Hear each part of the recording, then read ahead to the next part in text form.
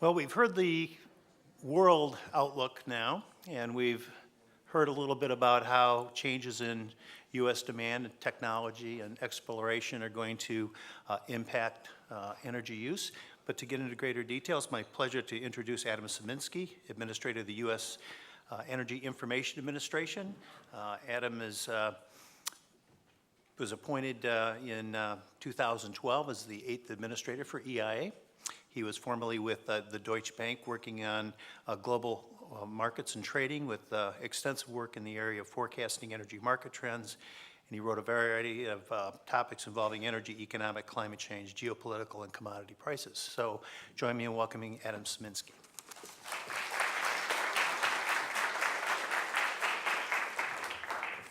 Thanks, Jeff. It's really a pleasure to be here. After hearing Mike Halpert and Julius Walker talk about the difficulties of forecasting, I actually came up with a solution to that. If you look closely at your program, you'll notice that what I agreed to speak about was the 2012-13 winter forecast. So let me give that. There's going to be a hurricane. It'll really affect the East Coast. The winter will be relatively mild.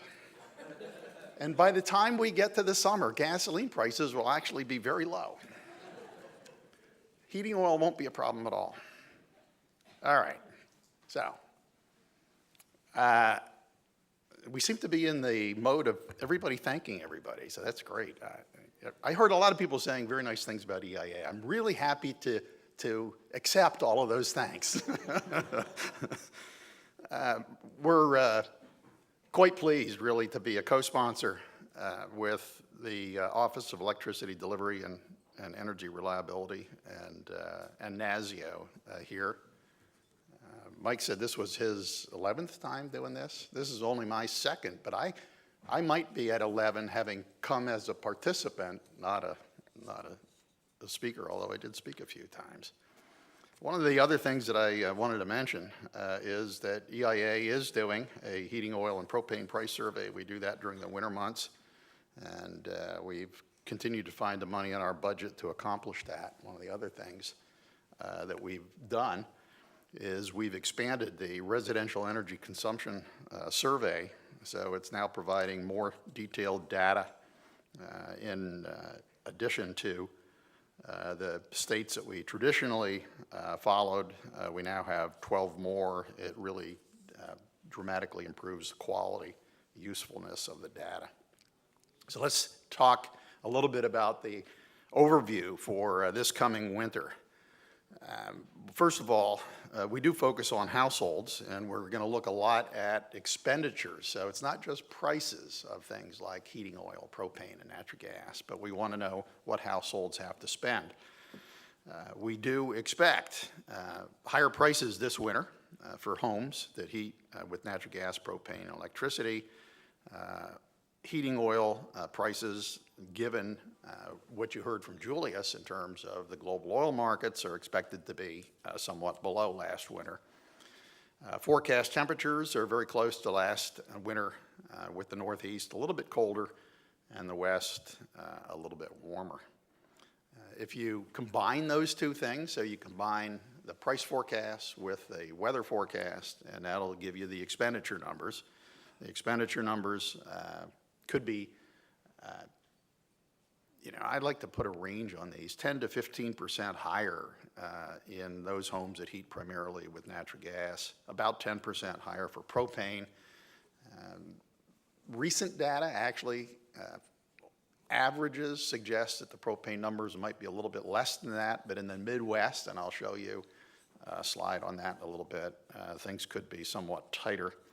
Electricity prices, because of the regulated nature of retail electricity and the broad diversity of fuels that go into electric production, don't move around a whole lot, and we're not expecting a great deal of movement in electricity prices. So let's have a look at this slide. And if you just concentrate on the forecast, what you see is the differences between natural gas, heating oil, and propane prices, with natural gas continuing to remain well below those for heating oil and propane.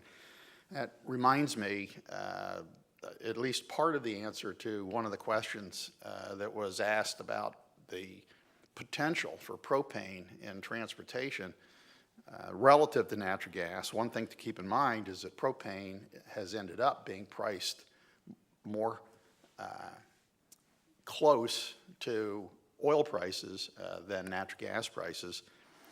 And so those companies looking to benefit from this price spread between liquid fuels and propane, it's kind of considered semi-liquid. If you lift that, that bottle that's under your barbecue, if you pick it up and shake it, you can actually feel it sloshing around. It's measured in, propane tends to be measured in barrels. So those fuels measured in barrels versus the ones measured in thousand cubic feet natural gas, that spread is still there. The winter heating forecast, these are population weighted heating degree days, and EIA does do this slightly different compared to to NOAA. We're using more recent population weights in our numbers. And I heard a question about that too. So EIA is actually trying to use the more recent population weights. What you see there is that the overall forecast for the 2013-14 season, that's the gold bar, tends to not look a whole lot different than the rest of these across the last few years. Slight changes, and we're back to a forecast that's not a whole lot different really than Mike Halpert's. We're talking about 2 to 3% differences in most cases. Now, there is the interesting aspect of this, in our view, is that the natural gas expenditures on a household basis could be a little bit above what we're seeing in heating oil and certainly electricity. And the propane numbers looking a bit more like the natural gas numbers in terms of the opportunity for an upside. The yellow portion is what happens if weather is warmer, and as you would expect, you don't get nearly as much of an increase in household expenditures. If it's colder, 10% colder than forecast, the household expenditures are obviously going to go up, and the biggest risk in these numbers in terms of household expenditures is on the natural gas side. Warmer and colder weather effects on residential prices can be muted. There are fixed cost components of residential prices, just things like the distribution costs aren't going to change very much, even if the fuel costs do. So that can lead to average prices that don't change as much as the temperatures do. Let's move on to the next one. How does this compare to a little bit longer time frame? We generally look at these things and what is it relative to the prior year? Because that's what is in most people's minds. What did I pay last year, and how much am I going to have to pay this year? If you take a little bit longer time frame on that, the biggest increases are probably going to be found on the heating oil side, and that's because oil prices were a lot lower over the last 5 years than they have been for the recent, on average for the last 5 years than for the recent couple of years. Propane prices really not a lot different on a 5-year basis relative to the prior winter. And natural gas, and you have to, the measurement of this is very tricky, and for those of you who are real data geeks, we're probably going to look at our 5-year average numbers, and these might be a little bit different next year because this 5-year period, it's to not include the prior, it does not include the prior year, so that the 5-year period here runs from, if I get this right, from 2007 to 2011 rather than including the 2012 numbers in the market calculation. So one thing to keep in mind is that there are really big differences in how heating fuels are used on a regional basis. The U.S. total number down on the lower right-hand side there, you can see about half of heating fuel markets are natural gas, with the next biggest proportion being electricity, in the blue. But you see a sizable portion up in the Northeast, that brown color, and that one right there, which is heating oil. So heating oil is still very important regionally to the Northeast, which is one of the reasons why the heating oil reserve is located in the Northeast part of the U.S. South generally tends to be dominated by electricity, and you can see that in the number right here. 80% of heating oil users are located in the Northeast. Something like 63% of the homes, all the homes in the South, are electric users. Midwest has more natural gas homes than the other fuels, so a big one. Now what I want to do is do a bit of a dive into each of the fuels, and we'll start with natural gas. Natural gas prices are expected to be higher, and the impact that you see there across the different regions, West, South, Midwest, and Northeast. We have consumption in the one column on the right-hand side. The first one, the average price, and the second, and these are the changes from last winter, finally ending up with total expenditures. You can see that the biggest potential change in expenditures would be for the Northeast because of a combination of somewhat higher consumption, higher average prices, leading to higher expenditures. The storage situation for natural gas actually looks fairly comfortable. Natural gas inventories are in the middle to maybe even slightly upper part of the normal range. The likelihood, therefore, of huge price excursions because of the inability to get gas out of storage is relatively low. We expect stocks to remain in the middle to high part of that band. Even with 10% colder weather, it would appear on our calculations that you could stay within the band, and that should limit price excursions. Now, there is one exception to this relatively decent outlook for natural gas, and that is in the Northeast, there are more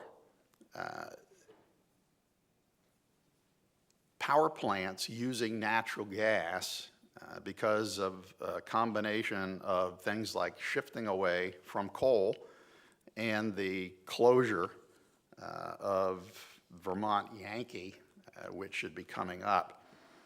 The increased use of gas for power generation has led to pipeline constraints of getting gas into New England, and during periods of cold weather, it's very possible that that could lead to natural gas shortages and higher prices for both natural gas and electricity in the region. So an area to keep your eye on. That graphic on the left-hand side is a special report that EIA put out last winter calling attention to one of the problems that we had, and we'll continue to monitor that and try to stay on top of regional difficulties like this. If you think about uncertainty ranges in natural gas, and one of the things to keep in mind is that there is a very wide variation, just as there is in weather. It could be colder, it could be warmer. your central forecast, and you can see our central forecast here, is relatively flat going out. The opportunity based on what we can see in the futures markets, you can suggest quite a bit of variation and the possibility that prices could be substantially higher than where they are now. We do have a calculation that we've run that says that the probability in January of 2014 of Henry Hub gas prices being as higher than $4.50 per million BTU is a little bit over 10%, maybe 10 or 11%. So prices can vary, and natural gas tends to be somewhat volatile. The heating oil outlook. Here, inventories actually are down towards the lower part of the 5-year range. The end of September, we'll shortly have end of October, but end of September distillate stocks were 22 million barrels below the previous 5-year average for the time of year. We'll have an update on this actually published next week in the short-term energy outlook. The decline in heating oil households and demand for heating oil is contributing to somewhat lower demand levels and therefore lower required stock levels that might be influencing part of this picture. Assuming the expected heating oil use this winter will be somewhat lower, 12% lower than last year, and lower than the previous 5-year average, rather. We expect stocks to end up about 4 million barrels a day lower than the 5-year average. So you've got to watch that one. The special case on heating oil here is you could look at New York. New York represents something like a third of the Northeast heating oil market. New York changed their specifications for heating oil over to ULSD, ultra low sulfur diesel heating oil. And ULSD, it's kind of funny, I guess, when you think about that, diesel, but then it's heating oil. So this was thought at the start of last year to be potentially a source of supply and pricing difficulties. It turned out not to be a problem. I think there was a temporary suspension of the ULSD rules during Hurricane Sandy. So assuming no big problems like Sandy, these rules will be in full effect this year and could add to, potentially add to a little bit of tightness in the New England region. New York represents something like 25, as I said, 25% of total Northeast heating oil sales, and I'm trying to reconcile that with the 1/3 up there, and I'm not sure I'm going to do that standing here on the stage. So let's take a look at electricity. I think here we only have one slide, and the reason for the one slide is those numbers in that table are so low in terms of our expectations for percent change that we just don't really think there's that much of a story here. So let's move on. Propane. Propane actually could be an interesting one, and I'll show you why in just a little bit. I imagine a number of you here in the room are probably already aware of this. Historically, propane prices tended to follow crude oil because propane and liquid fuels were substitutes for demand for oil in some sectors. More recently, propane prices have tracked closer to movements in natural gas, but that seems to vary from place to place. What we're expecting here that you can see is the biggest potential problems with propane are in the Midwest, and I'll show you more on that in just a second. This is the propane inventory picture, and this really doesn't look too bad. The base case numbers are right there, kind of in the middle of the 5-year range. And so you would think that, okay, that should mean we're not going to have too much to worry about. However, this is a picture that shows you propane stocks in the Midwest. They're at the low end of the 5-year range. And we've recently had very high demand for propane in the Midwest. It's turned out to be a pretty good year for corn. So the corn crop looks like it's going to be very big. And the last month has been very wet.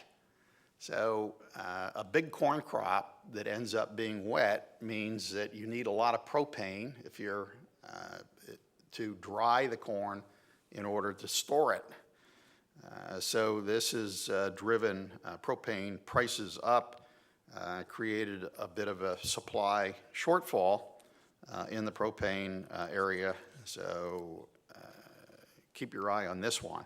The corn crop has ranged from something like 19 to 24% moisture content, and it's got to be down closer to 15% in order to store it.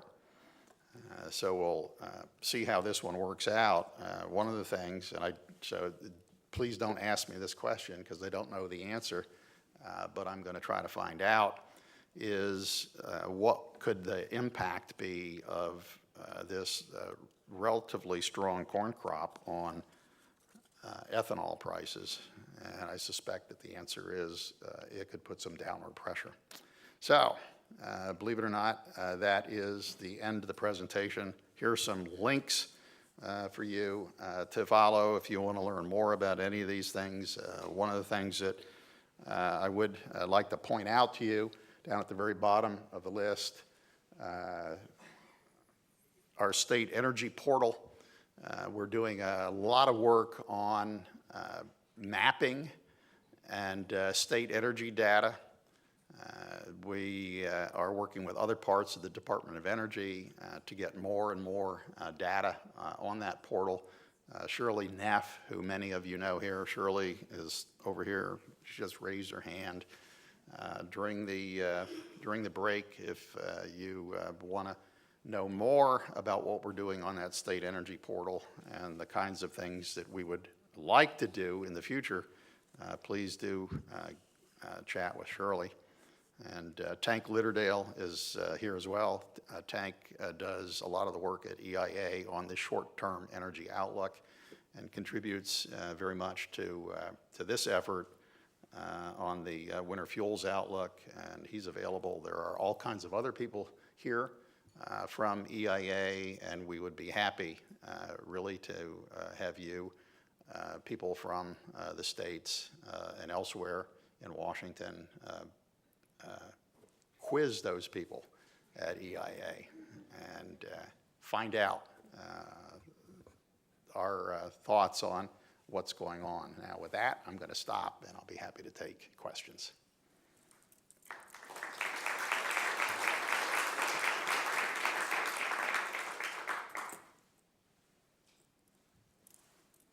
Margaret. I didn't actually plant this question, so I don't know what. Thank you so much. Adam, I just wondered, after our last speaker here talking about the downward pressure on crude oil prices, whether that was part of your projection for prices of heating oil with U.S. refineries apparently running full tilt. EIA's longer-term forecast for crude actually move up over time, so I'd say that that Julius is a bit more optimistic from a consumer standpoint on where crude oil prices could go. I absolutely agree with his list of things to be watching. That to us, a key issue in that crude oil price outlook is the relatively low level of OPEC spare capacity. and the potential for this relatively high level of outages, both in OPEC and non-OPEC countries. So to keep markets more tight than they would otherwise be, I think has to be taken into effect. I noticed that the footnotes in addition to the judgment at UBS, that Julia started with the International Energy Agency's estimates for OPEC production capacities, and EIA has numbers that are actually a bit different than the IEA's figures on that and are lower. We think that virtually all of current spare capacity in OPEC is in Saudi Arabia, and very little in any of these other countries. We also feel that the opportunity for recovery from some of these outages that we're seeing in countries like Iran and elsewhere are somewhat limited. So if there should be a surprise, upward surprise on demand, or a downward surprise in supply for any reason, that level of spare capacity is low enough that it tends to keep our crude oil price forecasts a little bit higher than what we see in other forecasts, projections. That reminds me, we like to use the word projections at EIA. There's a nuance in there, and the nuance is that kind of along the lines of what Mike Halpert was saying, is forecasting is really hard. And it's so easy to be wrong. And the projections are based on a set of assumptions, and one of the things to keep in mind is that EIA's assumptions generally tend to include existing law and regulation, and if existing law and regulation change, that'll change the numbers. Anybody else? I'm going to get off easy if there are any. I might have to ask myself a question. How are you enjoying EIA, Adam? I am, really. Yeah, Shirley's going to ask a question. Maybe she wants to make a point about our state portal. Come on, Shirley, tell us about it. No, I wanted to mention the fact that you said we had 16 states in the last residential energy consumption survey. What do you think the likelihood is that EIA will have the resources to do that expanded rec survey in the future?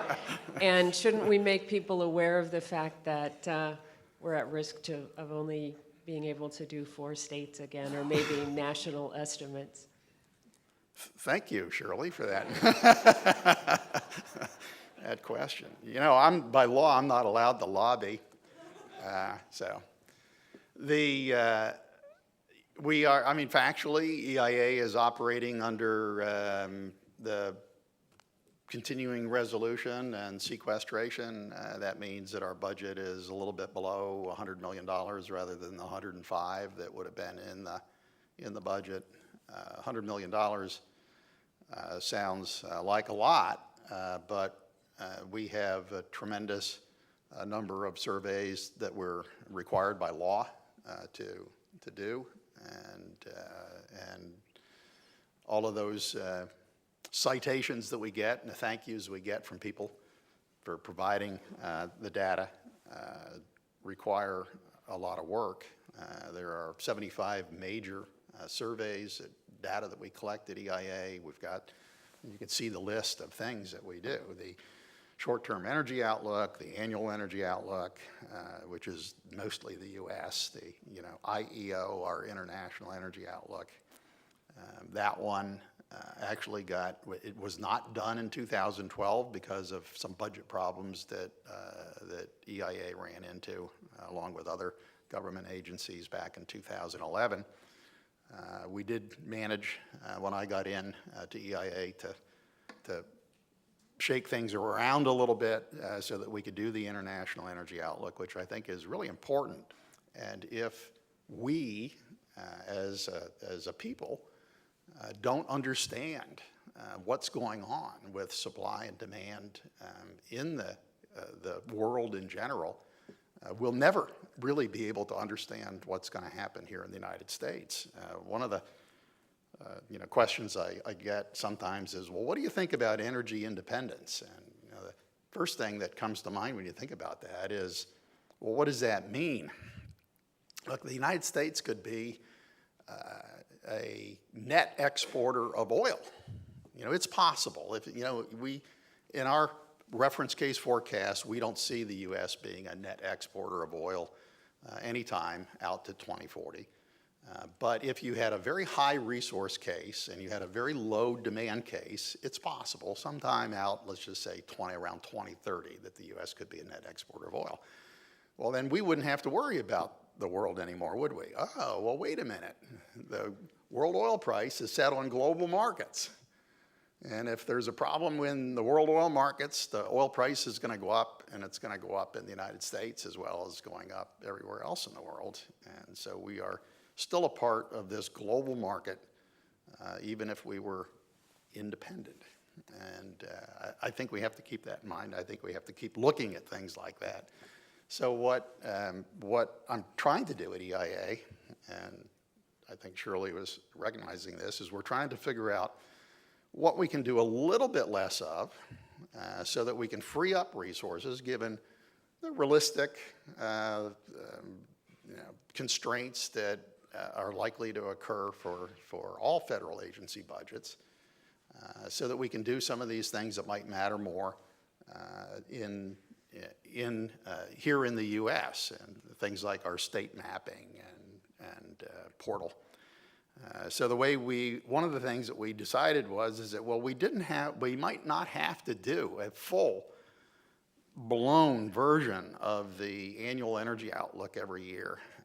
We're going to do a full version. We did a full version last year. We'll do one this year. But next year, the annual energy outlook, we'll do the reference case, but we won't do so many of the side cases.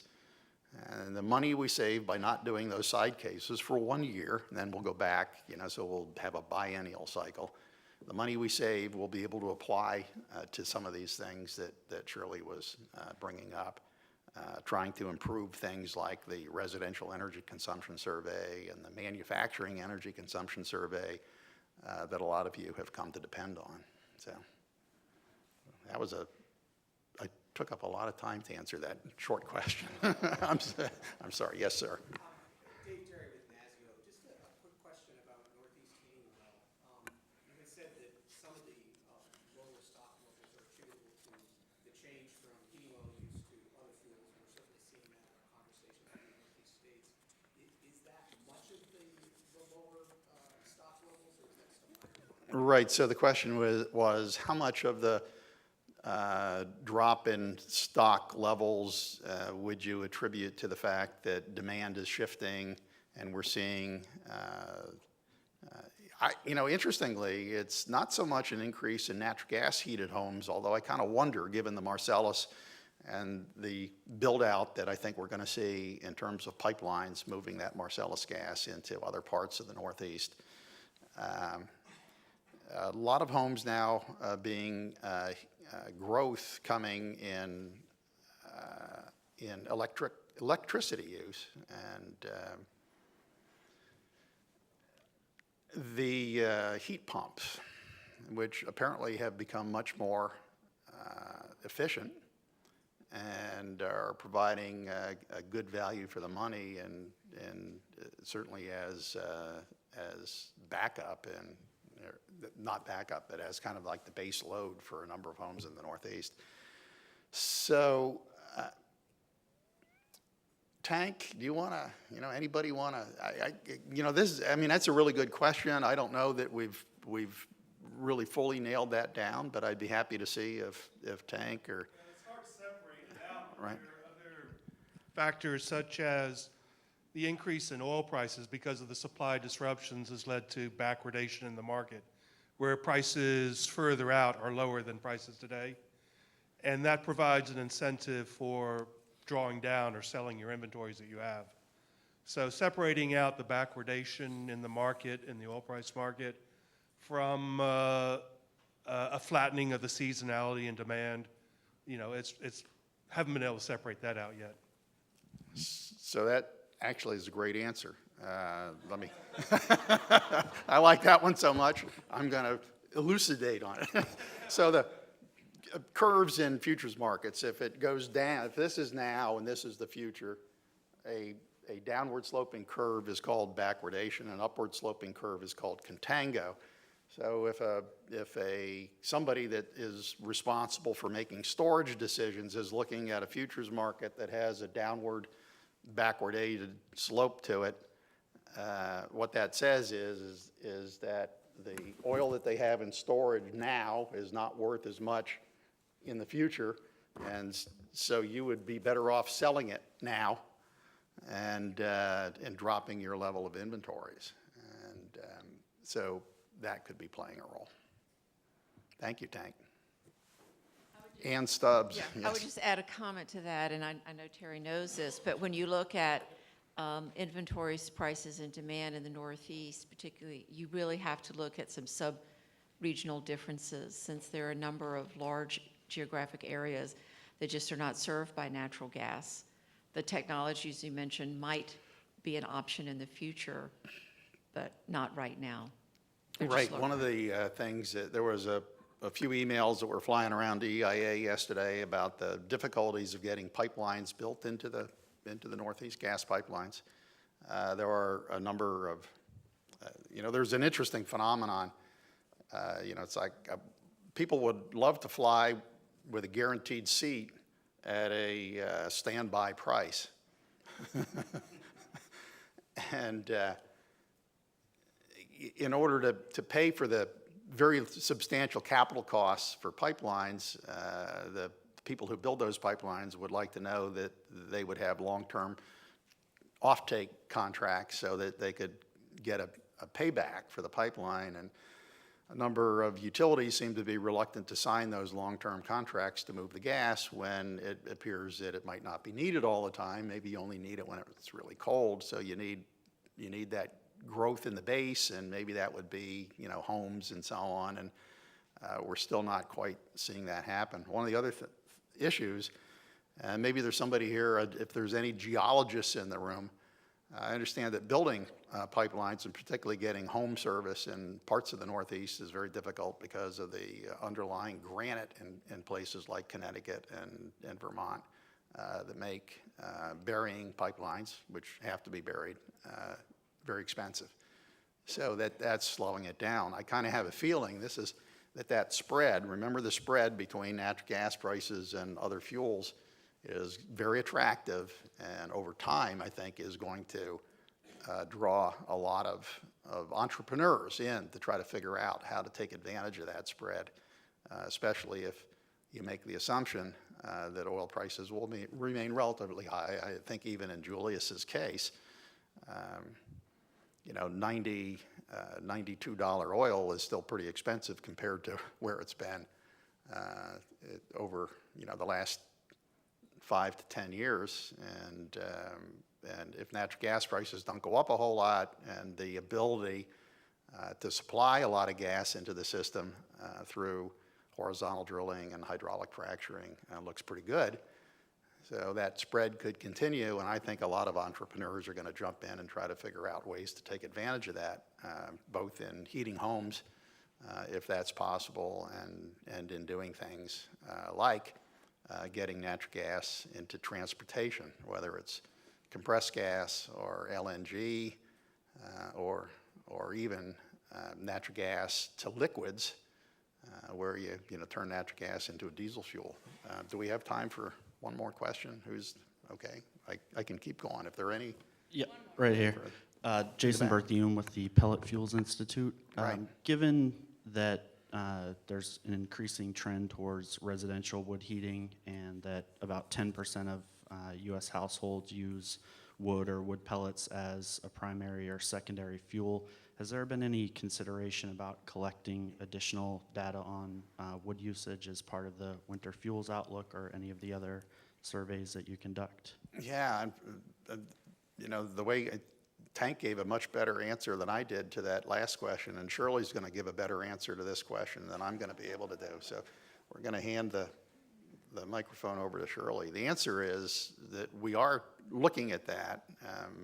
Wood pellets, a pretty important fuel source up in the Northeast, Maine, and Shirley, why don't you fill in here?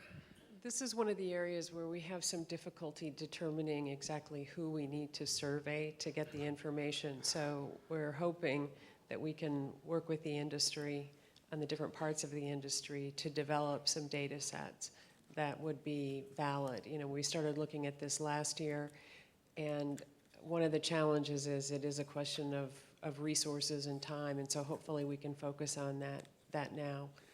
We did an internal review about what sort of validation we would need to have, and so we're going to start talking to people about that. So we'll be in touch with you very soon. We just had a meeting at EIA yesterday on planning for the next residential energy consumption survey, which should be gearing up.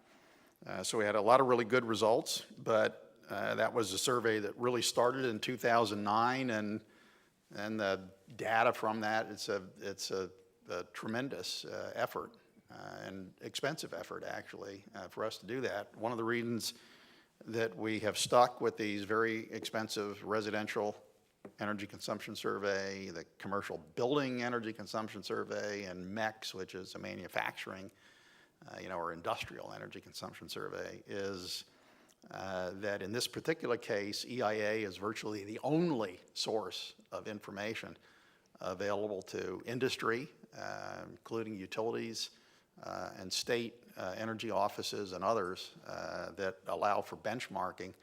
So we're starting the process. We think the next residential energy consumption survey will begin to gear up in 2014 and be rolling along, I hope, in 2015. And so we would welcome your input.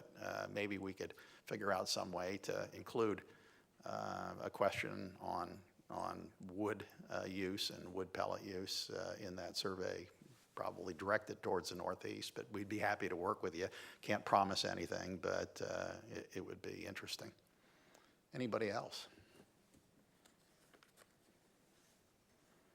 Okay, thank you very much.